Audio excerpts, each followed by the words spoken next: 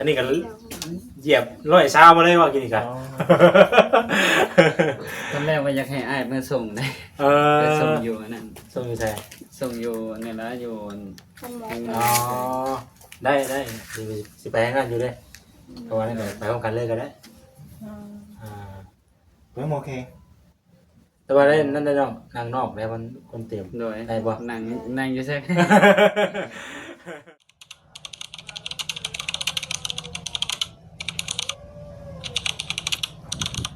มาพี่น้องเลยเนาะเปิดภาพเปิดคลิปมาอยู่ที่หน้าบ้านหน้าเฮือนน้องทุ่งพี่น้องเลยบ่ได้มาแต่เฮิงเลยตั้งแต่กี่พุ่นบัดมาบัดนี้เป็นเฮือนเป็นศาลเบิดตรงไหนพี่น้องเลยตะกี้เป็นป่าเป็นดงเนาะมาตั้งแต่ข้าวดึกดำบรรพ์พี่น้องเลยทักทายสบายดีเด้อพี่น้องเด้อเนาะทักทายสบายดีดีกันเบิดสุขุสุคนพอดีว่าคือได้ยินว่าทางบ่แสนเพิ่นว่ามีอันของมาให้น้องทงว่าซั่นบ่เดือนนี้ได้แหละอันนี้ก็ยังบ่ทันได้อันฮู้รายละเอียดปานใดดอกพี่น้องเอ้ยเนาะมีแต่ว่าสิเข้าไปอบรมถามทายนํกันก่อนจังว่ากันอีกพี่น้องเอ้ยเนาะ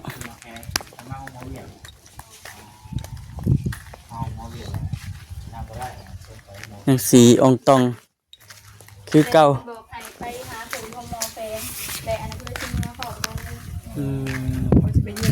สบายดี ทำได้ ดี สวัสดีปีใหม่เนาะสงกรานต์ สบายดีปีใหม่ โอ้พี่น้องไปทางไหนแน่ฉันเนาะสงกรานต์ ไปสงกรานต์เถอะเมื่อบ้านแล้ว เมื่อวานก่อนเนาะ สงกรานต์เลยเมื่อบ้านเลย เมื่อวานก่อนแล้ววันนี้ไม่เท่าบ่สบายบัดนี้เนาะจะได้ไปเมื่อวานอะไรก็ไปเยี่ยมเพิ่นก่อนบ่ได้ว่าได้ ก็ถามเมื่อพ่อเพิ่นนะ แล้วว่าสิไปบ้านก่อนเนาะ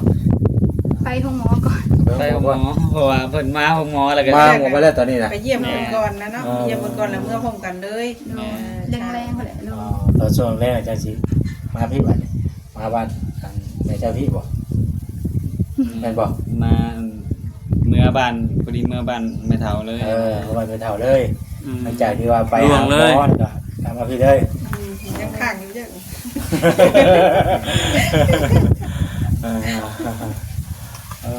เฮ็ดอะไรเนาะเฮ็ดยังซะน้องซุมื้อนี้ เฮาเห็นเวียก ไปเฮ็ดเวียกหยัง อัดแก๊ส อัดแก๊สแก๊สอยู่ไส เติมแก๊สนี่มา อัดแบบอัดให้มันแน่นนะฮะ อัด อัดลงเตียงลงนั่นน่ะ อัดแก๊สแต่ว่าเขาเติมแก๊สน่ะบ่เติมแก๊ส แก๊สยัง ล้างอันนี้เป็นล้าง เป็นร้านแก๊สกระดาษ กระดาษ แก๊สกระดาษ ไปล้าง เขาเลยเข้าใจคิดว่า นึกว่าแก๊ส ดังไฟอะนะ ไฟเนาะ คนละแก๊สเนาะ คนละแก๊ส มาคือกัน โอ้ไปอัดอันไหนมันแน่นแล้วก็ให้มันเป็นเหลี่ยมนะบ่ แม่นเป็นสี่เหลี่ยมแบบเข้ากับมัดแล้วก็ส่งแล้วก็ส่งขายต่ออีก คือว่ามีข่าวดีอะไรเมียอันมีน้องน่ะบ่บัดนี้ เดี๋ยว จักเดือนน่ะเนาะ 7 เดือน 8 เดือน เอ้า 7-8 เดือน คื แล้ อ ว บ่ได้ใหญ่ปานใด อ๋อจะเปิดเดือนแหละ เออ ใกล้แล้วซะเนาะ เออ 7 8 9นี่อีก2 ไปเศร้าเนาะวะ โดย เป็นยิงดูใส่ ผู้สาว ท้องบ่ใหญ่เนาะ เสียงทองเนาะ เสียงท้อง มันเดินเสียงทองได้แบบ อีกหน่อยนึงอีก2เดือนอีกในเรื่องบ่ได้บัดมันสิออกอีกจังมันก็สิแบบท้องเฮาก็มันก็สิเงา อันนี้หากระจิตเด้เนาะ อาจจะเจ็ด ดีเป็นยังสิอวยอยู่ได้ติ คือเขาไปหาว่าน้องนกว่านี่เห็นบ่นั่นก็บ่ได้เกินประมาณ4-5มื้อแล้วครับเว้ย เจอว่าเจอพม่าหรือเจอว่าข้อหรือเจ้า ก็ให้ไปหาข้อจะได้ปลาให้ลงกูเนาะนะ แห้งอันนั้นเนาะ นี่ เนาะ ข้ออันนี้ยังบ่ได้รู้เลยแต่ดิเนาะข้อจะเกินก็ได้แล้วว่าบ่ลำตัวคือว่าเพิ่น ว่าถ้าง่ายก็ข้อที่คักแท้ก็ไปหาหมอเด้ อย่าได้เข้าหมออะไรกว่า เขาก็เบิ่งตามสภาพนั่นเนาะตามอาการเอาเจ็บแบบไรถ้า แม่ ว่า ใหม่สิไปหาหมอจ้ะ เขาก็ถ้าว่าคักเต้ก็อยู่กับให้กับหมอเขาก็สิปลอดภัยกว่ากันเนาะเวลานั้นนี่มากะกระทวงท่านสินะ หาก็ดู2คนนี่แหละว่าบ่ อยู่กับน้องผมเอาน้องลิ้นเพิ่นมาอยู่เป็นหมู่กันในปัดไปเนี่ย อ๋อ เพิ่นมาซอยกันเฮ็ดนั่นเฮ็ดนี่นะ อยู่กันอยู่ชาติไหนเนาะ หน่อย เป็นจะได้อยากยูทูบลงดูบอสมวยนี่ โดยการถ่ายอยู่ก็ให้เพิ่นเป็นผู้ถ่าย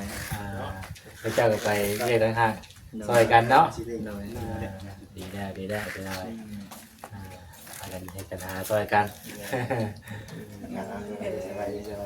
ดีว่าจีทำกันพบกันได้พี่น้องมาทั้งน้องเพิ่นเผาเลย เผาเนาะ ท่านี้ก็เหยียบร้อยเช้ามาเลยว่ากินอีกอ่ะ ตอนแรกว่าอยากให้อ้ายมาส่งได้ ไปส่งอยู่อันนั่น ส่งอยู่ใช่ ส่งอยู่นี่ละอยู่ ห้องหมอ อ๋อได้สิไปงานอยู่เลยเพราะว่านี่ก็ไปพร้อมกันเลยก็ได้อ่า เพิ่มโอเค แต่ว่าได้นั่นได้น้องนางนอกแล้วมันคนเต็ม โดย ได้บ่ นั่งอยู่แซ่ ก่อนมากันหลายคนแล้ววันนี้เนาะ ว่ากันเดินทางในก็เต็มแล้วนะถ้าพวกแกบ่ไกลไปไหนเนาะ สวรรค์นี่ ตะกี้ว่าสิไปน้ำไผ่สายสมุนมาคือทางง่ายบ่ได้มาเนาะ ตอนแรกว่าสิเอารถจักรนี่แหล้วไปพุ่นแล้วก็สิให้น้องแลเพิ่นไปหับเอาอีกไปหับเอารถดิ ได้ต้มได้เต้าเนาะ หลายเต้า พอดีเลย เนาะ เนาะ ได้เฮาก็เฮาจะจังสิไปทางนั้นอยู่เลยมาแล้วก็แล่นเข้าไปนั่นเลย บุญฮอดจองใส่เนาะอะไรกันได้ ไปส่งนอกเพิ่นก็ได้ไปดอยเนาะ เออ สิกลายไปทางนั้นอีกอยู่มีเขตหนึ่งอยู่หั่นน่ะไปซะเฮาก็บ่ถามอย่างไรไปเนาะมื้อนี้น่ะทางบ่แสนซื้อข้าวมาให้ได้ซื้อข้าวทาง โดย แม่ยายตาพี่น้องเอ้ยเนาะทางแม่เพิ่นก็ทำบุญส่วนสงกรานต์เนาะซื้อข้าวมาให้น้องทงแน่ว่าซั่นพอมื้อนั้นเห็นคลิปทางนี่แหละพี่เจ้าชื่อเอาจังไดก็ สื่อสาร ชื่อซา น้องสา น้องซาพี่น้องเอ้ยเห็นเสียงหยาเสียงตองอยู่เพื่อนน้องซานี่แหละว่าซั่นดูมันอยู่เด้เนาะเนาะเมียลูกเมียเพิ่นก็ได้ว่าซั่นนะคือว่าเห็นถือผ้าถือหยังน่ะ ได้เท่าไหร่ก็8 เดือน ซื้อ เนาะ ข้าวมาให้ 7 8เนี่ยนะ 7 เดือน 8 เดือนแล้ว ยังอีก ว่าใกล้แล้วเนาะ 2 เดือน ปวดแล้วว่าเป็นผู้ชายผู้หญิง เป็นน้ำแม่ของสาวว่าในห้อง ผู้ชาย ผู้ชาย ใช่ วันน้อง ให้ เล่า ซื้อ โล แล้วว่า คือว่าก็ ได้บักทึกกว่าฉันเด้ เดี๋ยวซื้อไว้ไหนดิเนาะ ดีได้เลยลูกชายก่อน แม่นว่าเบิ่งพี่น้องแล้วแม่ชื่อสาเนาะพอชื่อทงเ ลูกสิซื้อได้ไรดิ ออ ชาติป่ะพงชาติ ทั้งชาติ เอาเนาะ ให้เสียดาตั้งชื่อลูกกันได้เนาะ เดี๋ยวเราไม่คิดมันสิคล้องเลยแต่เดี๋ยวชื่อชาติต้องชาตินะ เขากันก็ผู้ชายว่า ก็ได้ เนาะ เนาะ นี่ต้องว่ากันพี่น้องเนาะให้เพิ่นเอามาก่อน จำนี่พระเจ้าว่าเสียตั้งชื่อให้อานนท์ใน7 เดือนไป7 เดือนไป คือที่ได้เนาะคือได้ใจอยู่แล้วเนาะ นี่ซื้อก่อนออกไว้ แต่ว่าผู้ที่สองนี่จะขึ้นยากอยู่บ่จักแหละบัดนี้ คืออยู่ว่าคือจิมีอยู่ถามผู้จิมีไงก่อนก็ ว่าเลยเนาะ ว่านี่จะมีอะไรไปจัง ไก่จริงๆมีเหตุการณ์เลย อยู่ จ้ะ แล้วใช่ไหม ถ้าว่าบ่ได้ถือก็ยังสิช้ำกันแหละคนแล้ว นั่นแหละก็ยังไหวว่าเรา7 เดือน คือเราจะเสร็จ เห็นเราตกใจเห็นเราว่า7 เดือนเอ้าตัวจนสาวทองคอยอ่ะ ไปใช่พี่น้องเดี๋ยวไปย่อเข่าซะก่อนป้าน้องไปย่อเข่ามาไว้ มัน ก่อน ทางข้างนอกมันนั่น ต้องสาได้ นึกว่าปุ๊บมีอะไรต้องทุ่งไปนี่ไม่ใช่ได้ป่านดีกว่า ช่วงการในนี้ท่าน เอ นี่ อรู้หน่อยเออ ว่าคุณถือกระเป๋าว่าว่า อ๋อเห็นของจ้อย เนาะมันคงสิมีไปใช้ดิ เออก็ยาวน้อง พี่น้องบ่พี่น้องมันบ่น้องทงเป็นไปได้เหรออยู่ ไม่เท่าบ่ไม่เท่าแต่ว่า มันเป็นไม่เท่า แม่คงไม่เท่าอีกบ่ โอ้ เท่าไงอ่ะ ไม่เท่าใหญ่ เอ้ามาก็มี มา บ่ลุ้นเบิ่งดิ ตัวนี้มันเป็นอะไรมีแต่เข่ากับมาม่า นี่เขาก็มาม่า จะเรียกหมายวะจ้ะมีบ่ เนี่ยไหม ฮะ บ่เรียงว่า ไม่ได้มีบ่ อ๋อ ถ้ามีก็เอาไว้ถุงหนึ่งก็ได้ อ๋อบ่ได้มีเนาะเอาไปน้องทงจัดการน้องทงเลย อาจจะเอากล่องมากล่องนึง โอเคโอเค เพราะว่า อ๋อ นี่ยัง ทุกบุญเดช สองเจ้าเลยมีสองเจ้าเลยนะ โอเคโอเคไปที่เราเลยเนาะไปเยอะเป็นแจกไปนั่งน้ำอีกป่ะ นั่งอยู่ว่างั้น จะนั่งกายอยู่นะ ว่าดอกเนาะ นักจะมีหมู่พ่ออยู่จุ๊บโอเค เพิ่นพูดแล้ว ไปเลยกันแล้ว นี่น้องไม่ใช่ น้องลิ้นน่ะ น้องเล่นโอ้น้องชายเจ้าว่ะโอ้ใหญ่เลยเนาะ ชื่อเลยดิ น้องสบายดีน้องสบายดีนั่งข้างๆก็ได้ คืนมาน้องลินน้องหันนะ ก็ใหญ่เลยเนาะ เฮาก็บ่ได้มาแต่หึงเนาะ มาแต่เห็น โอ้เด็กหล่นทำไรแล้ว แต่แถวนี้เป็นดงพุ่นติ มาล่าสุดเมื่อนั้นน่ะมาหา อ่า มาเบิ่งกี่ได้บ่ โดยคือได้ มายังก็ตอนนั้นอาศัยมายังก็มาหลักตอนนั้นเอาเขาไม้เล่าเลยเนาะตอนนั้นแจ้งกันลืมเลยพี่น้องฮ้อนเมื่อยพี่น้องเอ้ยเอาเข่าที่นี่เนาะอากาศให้ฮ้อน เด็ดที่ให้เมื่อยไว้แล้ว ให้น้องลินคืนรถจักรนี่นะ ว่าขี่รถจากเมืองเฮือนแม่เพิ่นมายำแดง วันนี้บ่ได้ไปน้ำบ่ บ่ บ่ได้ไป บ่ได้ไป ที่ว่าสิให้น้องเพิ่นไปฮะเอาอยู่ห้องหมอตามรังโอ้ ให้ซาเป็นอะไรเบิดก่อนเอามีข้าวอากาศครับมาม่าเนาะ โน อะไรให้น้องเป็นต้มกิน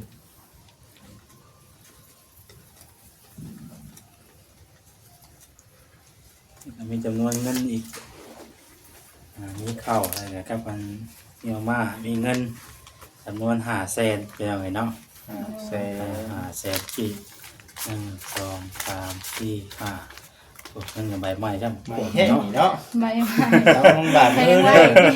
บาดมือเลย 500,000นะน้องเด้อเนาะ โน พอได้ใช้ได้จ่ายพี่น้องเอ้ย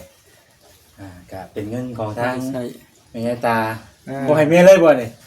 เมียเป็นผู้เก็บ เก็บไว้ มัน ได้ มีกระเป๋าเงินแล้วบ่นี่เนาะ ตะกี้บ่มีกับเงินดิ ดีแล้วดีแล้ว มีกระเป๋าเงินพิเศษแล้วว่าซั่นนะ จนลายที่เจริญไปสิเนี่ย แม่ เก็บเงินน่ะเจ แต่ ริ ก็ ญ แต่ก็เก็บเองนะบ่ค่อยยักมันแล้วบ่เนาะอันนี้กระเป๋าเงินเองอันนี้กระเป๋าเงินพิเศษน่ะนะ เป๋าเงินขึ้นที่บ่ ไม่ขึ้นที่แล้วเออ เบิ่งเอาแล้วเนาะให้คุณเห็นลูกในท้องแน่ใช้ใจกับประหยัด แต่ว่า นะ ทางนอกเพิ่นก็ได้ว่าไปเฮ็ดเวียกเฮ็ดงานเนาะส่วนนี้ก็ได้ซอยกันทางเงิน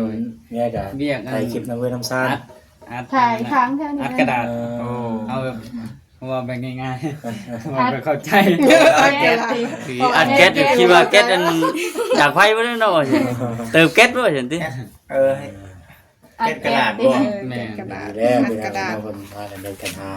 ดูแลน้ำซ่านก็เฮ็ดไปดูแลไปแล้วเพิ่นได้เฮ็ดได้สร้างให้เฮาเลยเนาะ โดย มันมีหมู่อยู่ของเซาเลยเด้เข้ามาอีกมื้อนี้เป็นหมู่บ้านเบิดเลยเนาะ โน ลงทางเขา เพื่อนเริ่มร้ายแล้ว เพิ่นเต็มบ่เลยตะกี้บ่ได้เป็นนี่แล้วแนมทะลุฮอดเบิดผู้ฮอดทางผู้ตะกี้วันนี้โอ้ย จมบนบ้านทุ่งเลยที่บ้านทุ่งพามาอยู่แล้วไม่ใช่ว่าลูกบ้าน น้อง มี มาอยู่ก่อนหมู่เลยนะ น้ เนาะ องนะมาอยู่ โอ้ยตะกี้สิเว้าซะอยู่ เพื่อนหลังเล็กว่า แล้วหนังเป็นป่า ทางจนเหลื่อมบ่ ก็ที่ถึงเนาะ อันนี้ทางจะทอกบาดนี่โอ้ยเนาะว่ะ ว่าเขาอยู่หลายปีแท้ตะกี้บ่ได้มีได้ต้นแม่ต้นตอกนี่นี่ มันก็เขาที่ว่าทางบ่ได้เนาะ แม่ปลูกภายใน2-3 ปี4 ปีแหละครับใหญ่เนาะใหญ่ไว้ โดยเอามีแต่ขอบคุณของคุณทางแม่ยายตาเด้อจำได้บ่แม่ยายตาจะเคยได้ยินบ่ชื่อนี่ คือบ่เคยอยู่แต่ว่า โดนเลยเนาะ โดย เพราะว่าทั้งไม่ให้ตายเพิ่นก็เคยซอยน้องทงมาหลายอยู่พี่น้องเนาะซอยเรื่องข้าวเรื่องน้ำจำปาแล้วก็นั่นก็โทรศัพท์แล้วก็แม่นเนาะกับงัวตัวนึงพี่น้องช่วงนั้นน่ะว่างัวนี่คือคนไทยชีวิตตอนนี้ก็อยู่หน้าประเทศเพิ่นแหละงัวนั่นก็ยังคือเก่าแหละ ได้ลูกเลย หัวเกิดเลย โอ้ย งัวแบบว่ามันน้อยเปิดใหญ่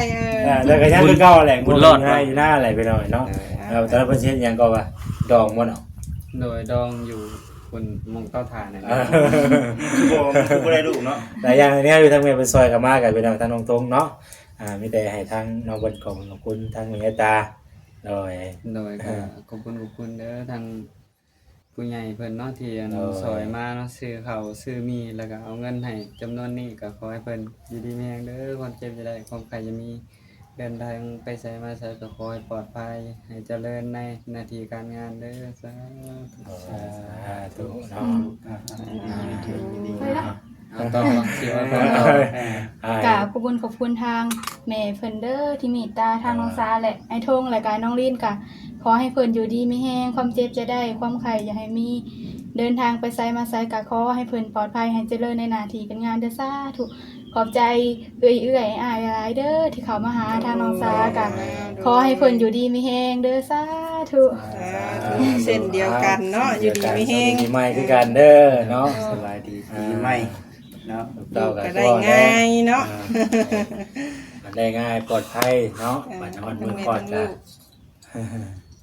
ไปจะเฮาบัดนี้ได้วันนี้ได้ แม่น เดินทางได้บ่ เดินทางได้แล้ว เข้าไว้ก่อนเนาะกน้องต้อง เราไปพร้อมกันเลยเนาะ แม่น ย่อหวาน ๆไปส่งเพิ่นดู ไม่ โอเคอยู่ได้เนาะ